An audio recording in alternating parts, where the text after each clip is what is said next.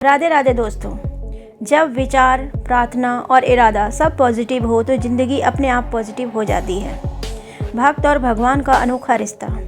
क्षीर सागर में भगवान विष्णु से सैया पर विश्राम कर रहे हैं और लक्ष्मी जी उनके पैर दबा रही हैं। विष्णु जी के एक पैर का अंगूठा सैया के बाहर आ गया और लहरें उससे खिलवाड़ करने लगीं। क्षीर सागर के एक कछुए ने इस दृश्य को देखा और मन में यह विचार कर कि मैं यदि भगवान विष्णु के अंगूठे को अपनी जिह्वा से स्पर्श कर लूं तो मेरा मोक्ष हो जाएगा, यह सोचकर उनकी ओर बढ़ा। उसे भगवान विष्णु की ओर आते हुए शेषनाग ने देख लिया और कछुए को भगाने के लिए जोर से फुंकारा। पुकार सुनकर कछुआ भागकर छुप गया। कुछ समय पश्चात जब शेषनाग जी का ध्यान हट गया तो उसने पुनः प्रयास किया। इस बार लक्ष्मी जी की दृष्टि उस पर पड़ गई तो उन्होंने उसे भगा दिया। इस प्रकार उस कछुए ने अनेकों प्रयास किए पर शेषनाग और लक्ष्मी माता के कारण उसे सफलता नहीं मिली। यहाँ तक कि सृष्टि की रचना भी हो गई। सतयुग बीत जाने के बाद त्रेता युग भी आ गया।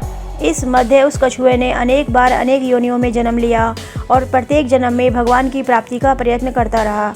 अपने तपोबल से उसने दिव्य दृष्टि से प्राप्त कर लिया था। कछुए को पता था कि त्रेता युग में वही क्षीर सागर में शयन करने वाले विष्णु राम का और वही शेषनाग लक्ष्मण का और वही लक्ष्मी देवी सीता जी के रूप में अवतरित होंगे तथा वनवास के समय उन्हें गंगा पार उतरने की आवश्यकता पड़ेगी। इसीलिए वह भी केवट बनकर वहां आ गया। एक युग से भी अधिक काल तक तपस्या करने के कारण उसने प्रभु के सारे मर्म जान लिए थे। इसीलिए उसने राम जी से कहा था कि मैं आपका मर्म यानी भेद जानता हूँ। संत श्री तुलसीदास जी भी इस तथ्य को जानते थे, इसीलिए अपनी चौपाई में केवट के मुख से कहलवाया है, कही तुम्हार मर्म मैं जाना। केवल इतना ही नहीं, इस बार केवट इस अवसर को किसी भी प्रकार हाथ से जाने नहीं देना चाहता था। उसे याद था कि शेषनाग क्रोध करके फुफकारते थे और मैं डर जाता था कि बार वे लक्ष्मण के रूप में मुझ पर अपना बाण भी चला सकते हैं, पर इस बार उसने अपने भय को त्याग दिया था।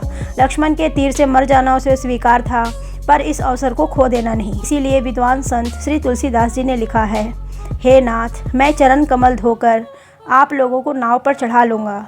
मैं आपसे उतराई भी नहीं चाहता। हे राम, मुझे आपकी दुहाई और दशरथ जी की सौगंध है, मैं आपसे बिल्कुल सच कह रहा हूँ। भले ही लक्ष्मण जी मुझे तीर मार दें, पर जब तक मैं आपके पैरों को पखार नहीं लूँगा तब तक हे तुलसीदास जी के नाथ, हे कृपालु, मैं पार नहीं उतारूँगा।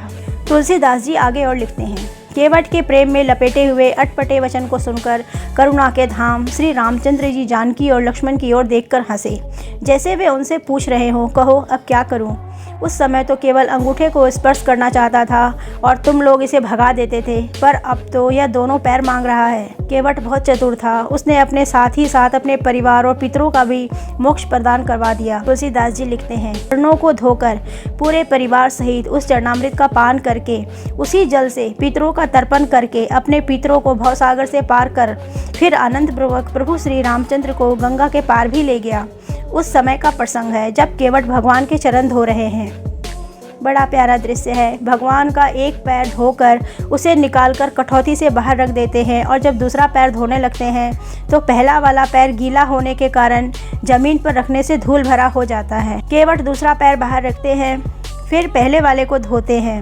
एक एक पैर को 7-7 बार धोते हैं। यह सब देखकर कहते हैं, प्रभु एक पैर कठौती में रखिए, दूसरा मेरे हाथ पर रखिए ताकि गंदा ना हो। जब भगवान ऐसा ही करते हैं तो जरा सोचिए क्या स्थिति होगी यदि एक पैर कठौती में है तो दूसरा केवट के हाथों में। भगवान दोनों पैरों से खड़े नहीं हो पाते और बोले, केवट मैं गिर जाऊंगा।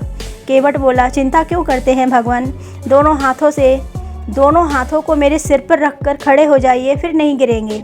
जैसे कोई छोटा बच्चा है, जब उसकी माँ उसे स्नान कराती है तो बच्चा माँ के सिर पर हाथ रखकर खड़ा हो जाता है। भगवान भी आज वैसे ही खड़े हो जाते हैं। भगवान केवट से बोले, भैया केवट, मेरे अंदर का अभिमान आज टूट गया।